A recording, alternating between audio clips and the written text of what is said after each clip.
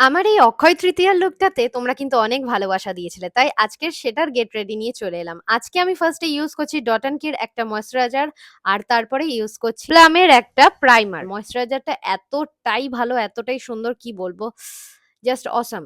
আমি first time use করলাম। আর elf এর foundation Swiss beauty concealer. Elf এর এই ফাউন্ডেশনটাও ভীষণ ভালো। আমি সবসময় বেশিরভাগ এটাই ইউজ করি কোথাও গেলে। আর দেখো আমার কম্প্যাক্টের কি অবস্থা!